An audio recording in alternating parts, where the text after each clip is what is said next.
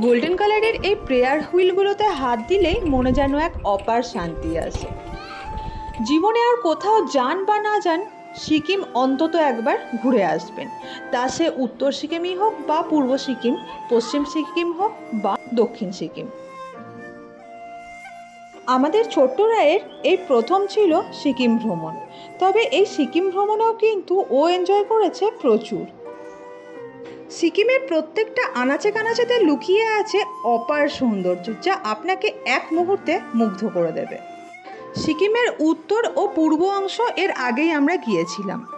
এবারে আমাদের গন্তব্য ছিল পশ্চিম এবং দক্ষিণ সিকিম।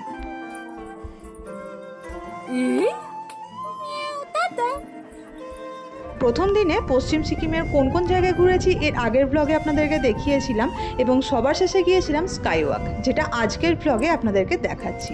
প্রথম দিনে যেহেতু অনেকগুলো জায়গায় আমরা ঘুরেছিলাম এবং সেগুলো আগের ব্লগে দেখিয়েছি, তাই ব্লগটা কিন্তু অনেকটাই লেন্দি হয়ে গিয়েছিল। সেই জন্য আর স্কাই ওয়াকের ব্লগটা ওখানে অ্যাড না করে অন্য একটা ডিফারেন্ট ব্লগে আপনাদেরকে কিন্তু এই স্কাই ওয়াকের ভিডিওটা আজকে দেখাচ্ছি।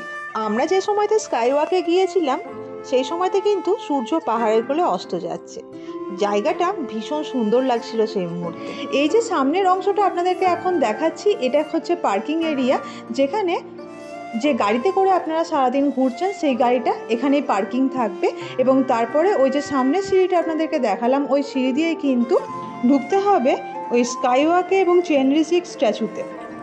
চলুন এবার ভেতরে ঢোকা যাক। এই যে সামনে সিঁড়িটা রয়েছে, এদিক দিয়ে কিন্তু ঢুকতে হবে। আর দেখুন দুই সাইডে কি সুন্দর বিভিন্ন রকমারি ফুলের গাছ লাগানো রয়েছে। এই যে স্কাই ওয়াকটা রয়েছে এবং চেনরিজিক স্ট্যাচুটা রয়েছে, এখানে এন্ট্রি টিকিট হিসাবে লাগে 100 টাকা। আর যে গাড়িগুলো পার্কিং রয়েছে ওখানে পার্কিং কস্ট লাগবে 30 টাকা। টিকিট কেটে আমরা এগিয়ে চললাম স্ট্যাচুর দিকে। ওই যে দেখতে পাচ্ছেন দূরে স্ট্যাচুটা, এবং এই যে ওপরটাতে রয়েছে, ওই যে দেখুন দূরে দেখতে পাওয়া যাচ্ছে চেনরিজিকের স্ট্যাচুটা, দেখতে পাচ্ছেন নিশ্চয়ই। আর এই যে ওপরে গ্লাস স্কাই ওয়াকটা, এইখানে কিন্তু আমরা যাব। আপনারা কিন্তু চাইলে পেলিং থেকে সকালে যখনই প্রথম সাইট সিইংয়ের উদ্দেশ্যে বেরোবেন সেই সময়তে স্কাই ওয়াকটা প্রথমে ঘুরে আসতে পারেন। তবে যেহেতু আরও অনেক দূরে দূরে সারাদিনে যাওয়ার ছিল, সেই জন্য আমরা সবার শেষে স্কাই ওয়াকে এসেছিলাম। আর পেলিং থেকে মাত্র 2.5 কিলোমিটার ডিস্টেন্সে কিন্তু এই জায়গাটা অবস্থিত। তাই চাইলে আপনারা কোনো একদিন বিকেলবেলাতে বা যেদিন বেরোচ্ছেন প্রথম দিন, সেই দিন সকালবেলার প্রথমেই এসে এই জায়গাটা ঘুরে দেখে যেতে পারেন। এই যে স্কাই ওয়াক এবং মনাস্ট্রিটায় আজকে আমরা এসছি, এটা কিন্তু সকাল 8টা থেকে বিকেল 5টা পর্যন্ত খোলা থাকে। বিকেল 5টা মানে ডট 5টা, কারণ আমরা যখন এসেছিলাম আমাদের ঢুকতে 4:30 বেজে গিয়েছিল, আর দেখলাম ডট 5টাতেই কিন্তু ওরা আমাদেরকে ওখান থেকে বের করে দিল। তো আপনারা যখন যাবেন চেষ্টা করবেন মোটামুটি 4টের মধ্যে ওখানে ঢুকে যেতে, তাহলে 1 ঘন্টা বেশ হাতে সময় পাবেন, খুব ভালোভাবে জায়গাটা এনজয় করতে পারবেন। আর যদি সকালের দিকে যান তাহলে 8টা থেকে খোলা থাকছে, তাই যে কোনো সময়তে কিন্তু আপনারা এখানে যেতে পারেন। যেটা দেখার জন্য এত দূর থেকে ছুটে আসা, পশ্চিম সিকিমের পেলিংয়ে অবস্থিত চেনরিজিক স্ট্যাচু। কথিত আছে বিশ্বের সব থেকে উঁচু চেনরিজিক স্ট্যাচু হিসাবে এটি বিখ্যাত। আর এছাড়াও সামনে রয়েছে স্কাই ওয়াক, যেটা অবশ্যই আপনাদেরকে দেখাবো এবং পেলিংয়ের পর্যটকদের আকর্ষণের প্রধান কেন্দ্রবিন্দু। চলুন এই জায়গাটা এবার আপনাদেরকে ঘুরিয়ে দেখায়। এখানকার এই যে পরিবেশটা ভীষণ শান্ত। এখানে আসলে যেমন একটা শান্ত পরিবেশ পাবেন, সাথে মনাস্ট্রি এবং গ্লাস স্কাইওয়াক পাবেন, তার সাথে সাথে রয়েছে তুষারাবৃত হিমালয়ান রেঞ্জ, বিস্তৃত উপত্যকা এবং তিস্তা ও রঙ্গিত নদীর পাহাড়ের কোল দিয়ে আঁকাবাঁকা হয়ে বয়ে যাওয়ার সুন্দর দৃশ্য, যা আপনার মনে প্রশান্তির অনুভূতি জাগিয়ে তুলতে বাধ্য। আর তার সঙ্গে রয়েছে এরকম চারদিকে গোল্ডেন প্রেয়ার হুইল। ওই যে সামনে দেখতে পাচ্ছেন সিঁড়িটা উঠে গেছে চেনরিজিকের স্ট্যাচুর উদ্দেশ্যে, ওই সিঁড়ির দুই সাইডেও রয়েছে এরকম গোল্ডেন সুদৃশ্য প্রেয়ার হুইল। যে সময়তে আমরা এখানে পৌঁছেছিলাম সেই সময়তে দেখুন স্ট্যাচুর পিছনে রয়েছে অস্তমিত সূর্য, ভীষণ সুন্দর।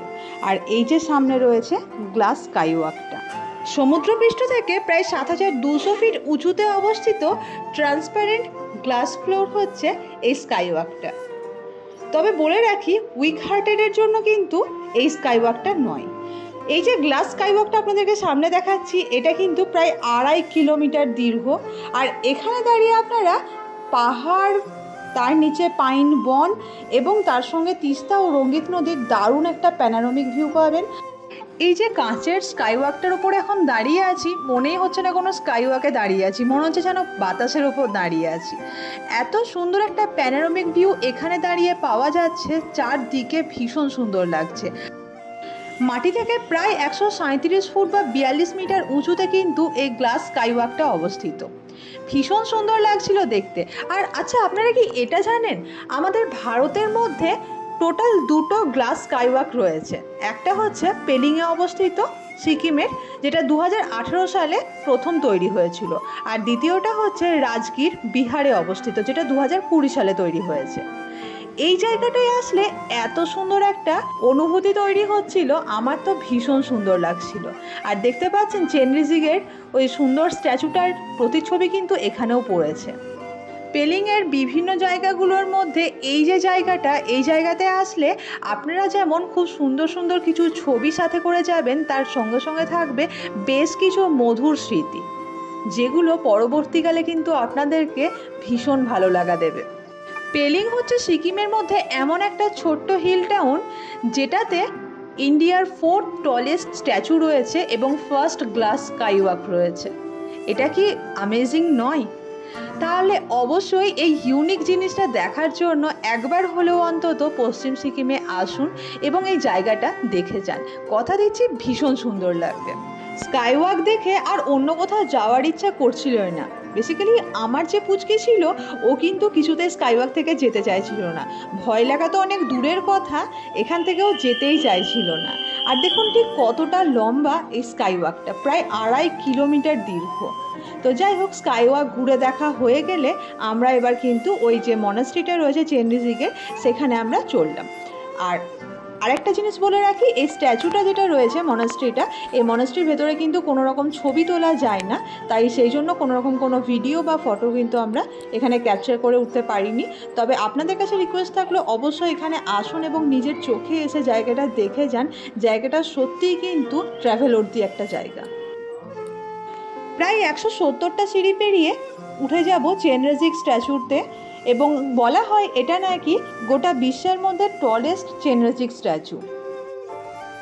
সিঁড়ির 2 সাইডে এই যে গোল্ডেন কালারের প্রেয়ার হুইলগুলো রয়েছে, এগুলোতে হাত দিলেই একটা মনে আলাদা শান্তি আছে। যাই হোক, এইগুলো ঘোরাতে ঘোরাতেই চললাম চেনরিজিগ স্ট্যাচুর উদ্দেশ্যে। বৌদ্ধ ধর্মে অবলোকিতেশ্বর, যার অর্থ হলো নিচে তাকান এমন প্রভু, এবং লোকেশ্বর, যা বিশ্বের প্রভু, এবং চেনরিজিগ যে স্ট্যাচুতে আমরা আজকে এসেছি, এটি তিব্বতী ভাষায় চেনরিজিগ নামে পরিচিত। এনারা হলেন 10ম স্তরের বোধিসত্ত্ব, যিনি মহান করুণা বা মহাকারুণের সাথে যুক্ত। তিনি প্রায়শই অমিতাভ বুদ্ধের সাথে যুক্ত। অবলোকিতেশ্বর অসংখ্য প্রকাশ রয়েছে এবং বিভিন্ন রূপ এবং শৈলীতে চিত্রিত করা হয়েছে। কিছু গ্রন্থে তাকে সমস্ত হিন্দু দেবতার উৎস হিসেবেও কিন্তু বিবেচনা করা হয়। ভারতে অবলোকিতেশ্বর বা চেনরিজিগকে পুরুষ হিসাবে চিত্রিত করা হলেও পূর্ব এশীয় বৌদ্ধ ধর্মে অবলোকিতেশ্বরকে প্রায় গুয়ানিন, চীনা ভাষায় গুয়ানিন নামে পরিচিত, এবং তখন ইনাকে একজন মহিলা ব্যক্তিত্ব হিসাবে কিন্তু চিত্রিত করা হয়ে থাকে। জাপান, কোরিয়া এবং ভিয়েতনামে ক্যানন, গুয়ানিয়াম এবং কুয়ানাম নামেও ইনি পরিচিত। অবলোকিতেশ্বর তার জনপ্রিয় মন্ত্র হলো ওম মানি পদ্মে হোম এর জন্য পরিচিত, যেটি তিব্বতী বৌদ্ধ ধর্মের সবচেয়ে জনপ্রিয় একটি মন্ত্র। তো দেখবেন, আমরা সিকিমে যখনই যে কোনো মনাস্ট্রিতে গিয়েছি, সেখানে ওম মানি পদ্মে হোম এই মন্ত্রটা কিন্তু লেখা থাকে। এটা হচ্ছে তিব্বতী বৌদ্ধ ধর্মের সবচেয়ে জনপ্রিয় একটি মন্ত্র। এই সুন্দর মনাস্ট্রিটায় অবশ্যই কিন্তু একবার যাবেন। এখানে কারুকার্যগুলো দেখতে পাচ্ছেন, বৌদ্ধ ধর্মের কি সুন্দর প্রতীক দেওয়া রয়েছে এখানে।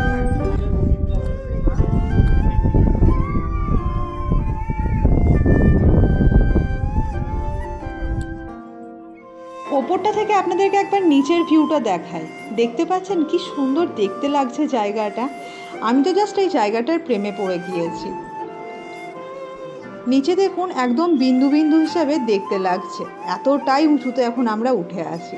আর এই যে চেনরিজিগের সুন্দর স্ট্যাচুর এই ওপর থেকে এবং স্কাইওয়াক থেকে হিমালয় পর্বতমালার মনোমুগ্ধকর সৌন্দর্য, নিচের সুন্দর উপত্যকা এবং তার সঙ্গে তিস্তা ও রঙ্গিত নদীর সর্পিল পরিবেশ জায়গাটা কিন্তু ভীষণ মনোমুগ্ধকর তৈরি করে।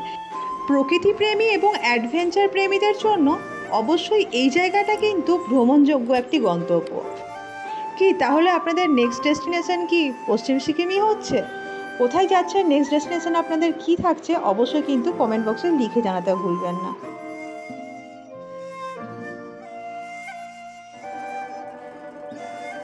আমরা যে সময়তে গিয়েছিলাম পশ্চিম সিকিম সেই সময়তে কিন্তু এখানে ঠান্ডা একদম প্রায় ছিল না বললেই চলে।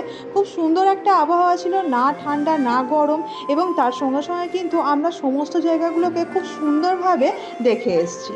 বিকেল 5টা কিন্তু বেজে গিয়েছিল, তাই বারবারই ওখান থেকে হুইসেল দিয়ে বলা হচ্ছিল যে ওই জায়গাটা ছেড়ে দিতে। আমরা নিচে নেমে আসছিলাম এবং তার সঙ্গে সঙ্গে এই জায়গাটারও খুব সুন্দর একটা কিন্তু আপনাদের ভিউ দেখালাম।